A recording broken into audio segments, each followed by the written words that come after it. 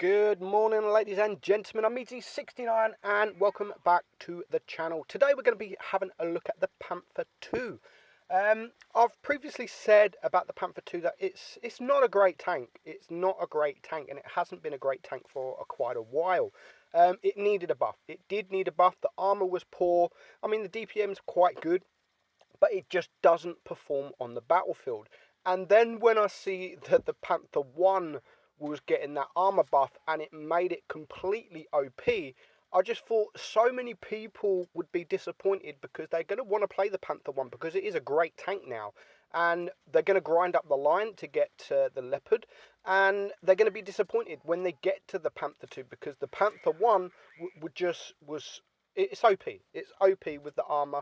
And then Wargaming decided to buff the Panther II. Finally, they buffed the armor on the Panther II. And now, I mean, now it's a great tank. It is a fantastic tank. It has that DPM of, 2,400 DPM. Really, really good DPM. Good pen, good speed. And now it has good armor. It's not OP. I don't think it's as OP as the Panther I. But of course, you see tier 9. So you're not going to bounce everything. But if you, as you can just see here, but we are bouncing. I mean, we bounced 910 damage so far, so you can bounce. You can bounce. I'd be less on 100 HP right now if I wouldn't have bounced them shots, and I'd pretty much now be dead. So you're not going to bounce everything. I mean, this guy is a tier below, and he's penning me, no problem.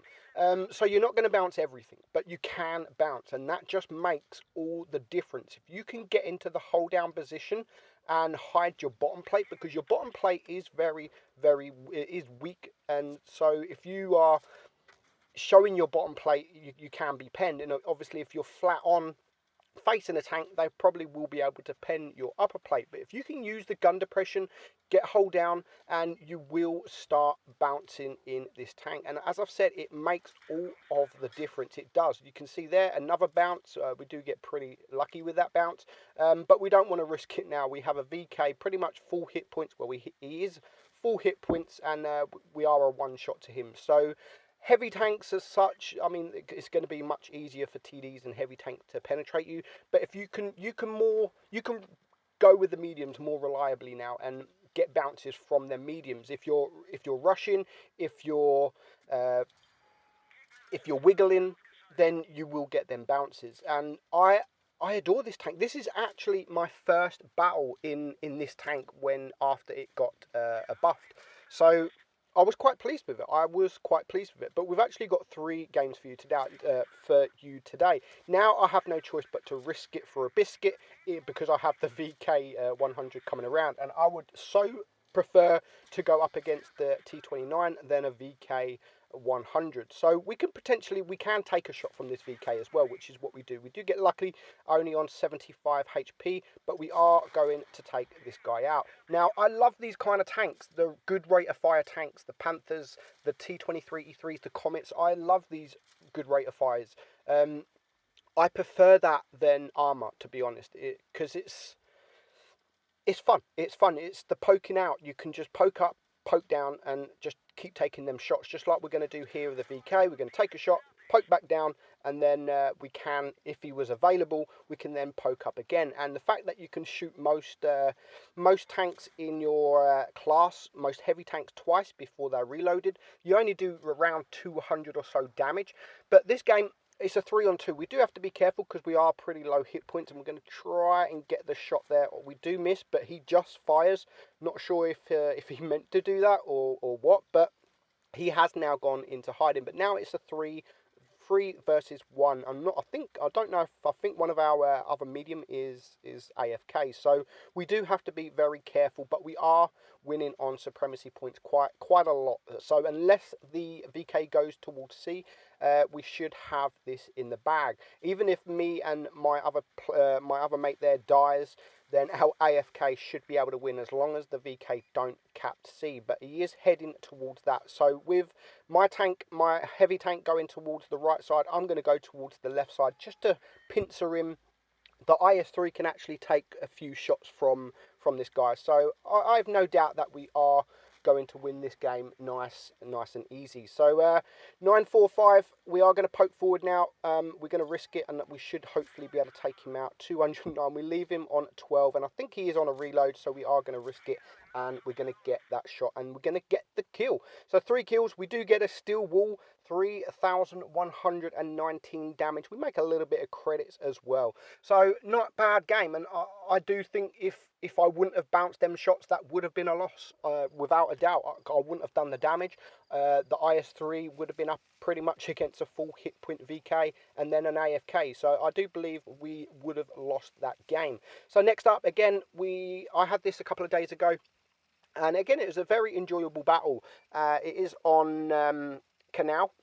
Now, the mediums, we've got 2 mediums and a light tank. The enemy have the same, pretty much all fair matchup. But we have a Panther on our team who's just been absolutely wrecked from these guys. So because there is 3 tanks there, I mean, I'm looking at just pulling back a bit. The Panther's just getting wrecked, and I know that he's going to die soon, so we're just going to wait for this lightweight to come across. He's going to go for the Panther because he's the low hit points, and then we're just going to make a move, because if I just stay there, I am going to get wrecked. Now, I was intending to run away, but then I'm thinking, right, I've got a couple of tanks in the middle, and I do have a couple of tanks behind me, TD especially. So if I can just drag these guys out, then they are just going to get absolutely blasted from our TD. So we're going to get some bounces now. I mean, the Panther M10 is okay tank, but it's got good rate of fire, but the penetration isn't the best, and so we are going to get some bounces from him. So now we're going to prefer to go for the Persian. He is a higher tier, and of course, I prefer to take out the higher tiers than the lower tiers if possible. Only if possible. If I haven't got a shot on the Persian, then I will go for the Panther N10. So now I've just been shot from the rear. I'm going to start pushing these guys. I'm going to bounce there again, and there goes my TD. So it's 4 against 7. I am going to take a couple of shots here, but I do think it is worth it, because if I back up, I'm going to get wrecked. And now it's a 3 versus 7. So I can take out that guy. The other guy, Panther M10, has made a run for it. And so far, we're on 2,000 damage. We are losing on supremacy points, but we have got the cap. So I'm thinking, right, it's a 3 versus 5. I'm just going to go and sit and cap and just put a bit of pressure on the enemy team. And as I'm doing that, we was able to get the Tiger 1. So that's 2 kills for me. It is now, we bring it down to a 3 on 4. The Panther M10 is quite low hit points, and we got quite a bit of hit points between us 3, and we all do a pretty good job, if I'm honest, and we hold the game, and now we have overtaken them on supremacy, so it just eases the pressure a little bit. So I now love this line. As you know, I love the Leopard 1.